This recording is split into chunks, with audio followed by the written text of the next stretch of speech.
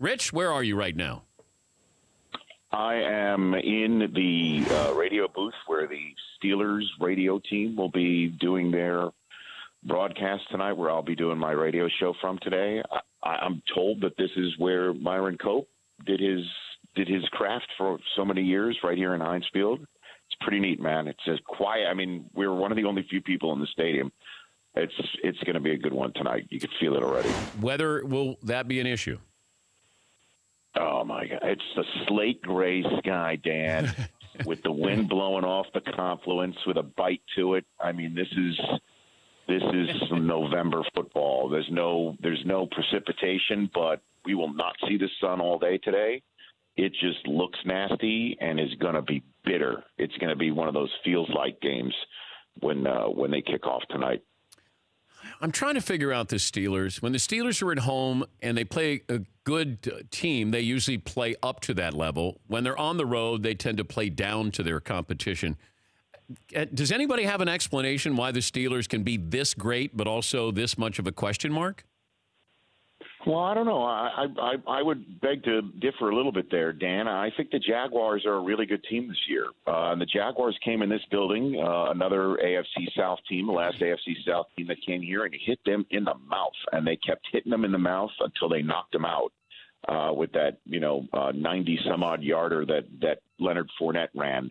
And the Titans come in tonight tied with the Jaguars.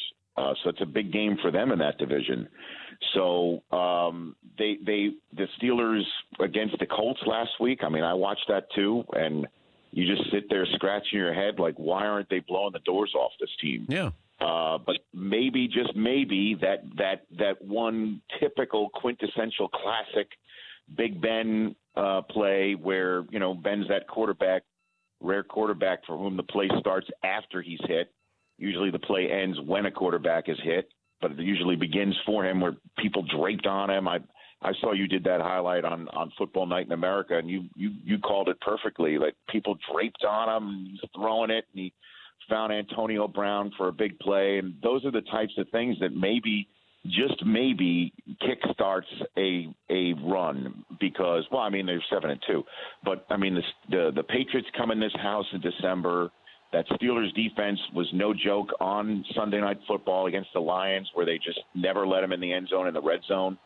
I believe in them. I think they win tonight, and eventually we'll just be talking about the first half of the season as an aberration. I saw an article that said there could be as many as 11 NFL coaches fired. Seems like a pretty big number there, Rich. That's a very dark Black Monday. Wow. Well, by the way, it's New Year's Day this year. Is the Monday after the NFL season, so we'll see how many Happy New Years it really is. So that's a lot. I'm just even thinking in my head right now where that possibly would be double digits. I mean, the rumors I'm hearing are, obviously Cleveland and Indianapolis and Chicago. Here's the other names. San Francisco, McAdoo, go for it. So you got the Colts, the Browns, the Giants, and Tampa Bay. Now, this was on the Big Lead that said there could be 11 NFL coaches fired. So that would be the 4 under the heading Put the House on the Market. Dirk Cutter, Ben McAdoo, Hugh Jackson, Chuck Pagano. In trouble, Marvin Lewis in Cincinnati, Todd Bowles with the Jets. It's been ugly, but they might survive Adam Gase in Miami, Bruce Arians, Arizona, John Fox, Chicago, Mike McCarthy, Green Bay, Bill O'Brien, Houston.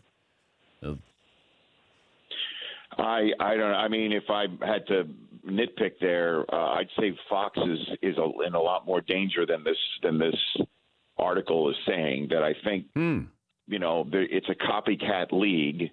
And I think you've seen what coaching can do for a young quarterback coming out of college with the Los Angeles Rams. I think everybody's going to want themselves a Sean McVay in the same way that everybody in baseball is looking for their A.J. Hinch and Dave Roberts right now. I think everybody, if you're under 35 and are an offensive genius for your team coordinating, I think you're in good shape for getting your first NFL head coaching job. And that might be a spot in Chicago. But I don't know about Tampa either. I know that they've always had a quick trigger finger. If Gruden really wants to come back and would go back there, I think Cutter would be done. But I don't know if they're going to do that. But then again, like I said, there's still a lot of football left to be played. You need to see how it all plays out. At 4-6, Todd Bowles does not deserve to be on a hot seat in New York. He's done a great job, I think, with a bad hand that was dealt, and no quarterback. Even though he is playing well, he's ancient. There's no other way to put it. So I would beg to differ with some of those. But in terms of the Colts and the Browns and certainly the Giants, I'd be concerned if I'm their coaches. He's Rich Eisen from the NFL Network. Tonight on NBC and the NFL Network, it will be the Steelers and the Titans. Yeah, I look at Dirk Cutter, and the reason why he might be expendable is if Jon Gruden's available. I think that's when you make the move if that's the case. But, you talked about this with Gruden, I believe, where, is Tennessee a possibility? And like he gives vague answers with this, with Mike and Mike. They're just, it feels like he's playing us here. And it feels like his agent's going, let me call John Skipper and see if we can up that contract here. Do you think Gruden coaches again? I mean, I do. I mean, I heard it in his voice. I think he does at some point. Where he's in his mid-50s right now. His kids are getting older. As you know, he's got one already, who looks like Popeye, who's the strength coach of Washington. I think he wants to coach with him.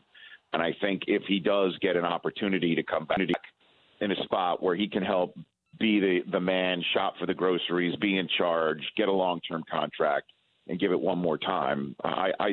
He sounded like that to me, flat out said that I'm going to keep my options open, which is definitely coy. But you tell me, do you think he's got a contract with ESPN where anytime he feels he can call them up and say, I'm going to leave, so you better give me more money? I mean, yes, that would be a rarity, right, in our business? I've never heard of something like that where I mean, he could obviously go and just say, I'm out of here and I'm coaching again, but I won't do that as long as you give me more money right now. That would be a very interesting contract. Yeah, but he's in a position. He's in a position of power.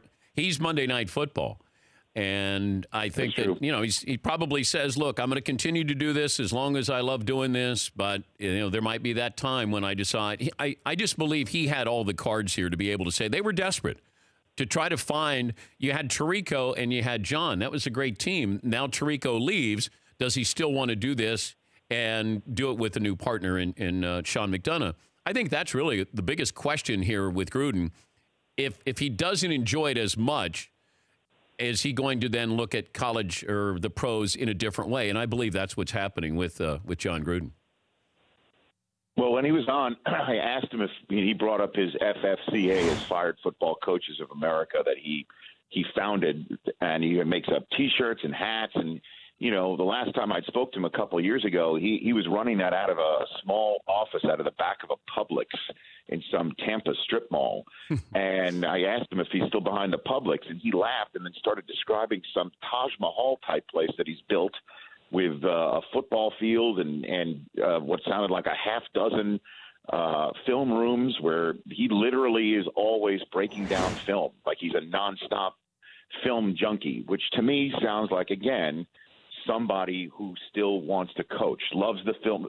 And Mariucci's not here tonight, but when he's with us on Thursday Night Football, and he's one of the sweetest guys I've ever met, and he's got an empty nest now. He's a grandfather. He loves doing what he's doing with us at the NFL Network. You get him out there on the sidelines, and he gets his hands on his hips, hands on his knees, bending over, looking down the first down line, slapping at the officials, putting his hands on coaches. I mean, it's in their blood. It's in every last coach's blood who goes and does what we do for a living. And he just sounded to me like he's into it. But maybe not this year. I don't know if he'd do it for college. Honestly, I don't want to speak for him at all because I do not know his mindset whatsoever. All I know is what he said and sounded like with me when he was on last Friday, and he definitely sounded like a guy who'd be interested in the right spot. Rich Eisen working tonight. Double duty, the Rich Eisen Show, following this one on DirecTV. It's Audience Channel 239. And then part of the pre-half and post-game coverage there of Thursday Night Football? Yeah, you left Dan, you left out the pre-pre. But other than that, you're accurate. Yeah.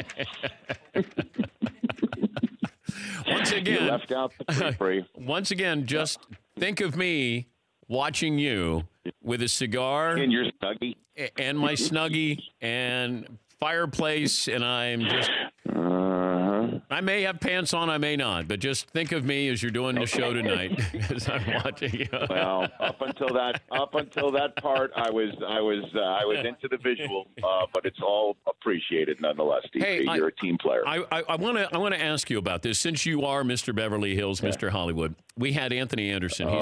He's got the show Blackish, hit show. Yes, sir. Fritzy came up with a show years ago. We do think that Blackish stole this. Fritzy came up with Jewish. How do you can we pitch Jewish on network TV? I think I can. I don't think you can. Oh no, Fritzy can. You know? Yeah, Fritzy can. Oh, Fritzy.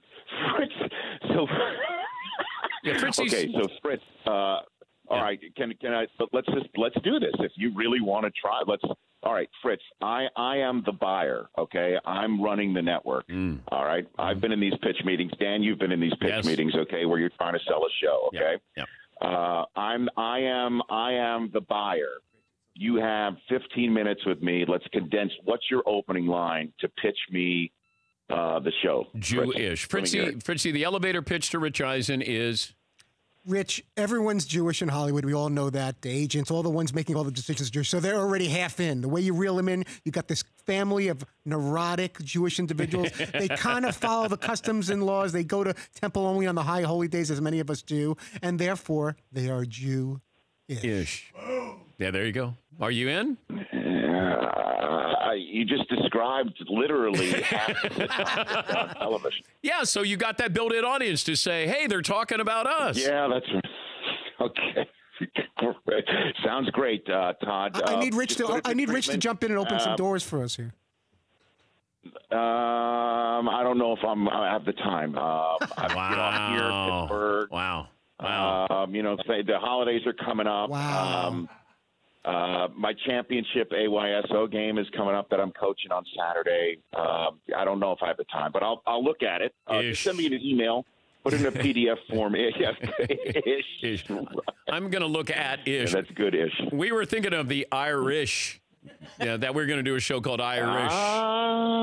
The fighting. Maybe NBC would be into that. Irish. Yeah, fighting. Irish. All right. We'll let you go. You got other things to worry about. Have fun today and tonight, and talk to you soon. All right. Yeah, that's Rich Eisen, NFL Network. Rich Eisen Show on DirecTV, Audience Channel 239. For more Dan Patrick Show, tune to Audience Channel 239 on DirecTV or download the Dan Patrick Show app.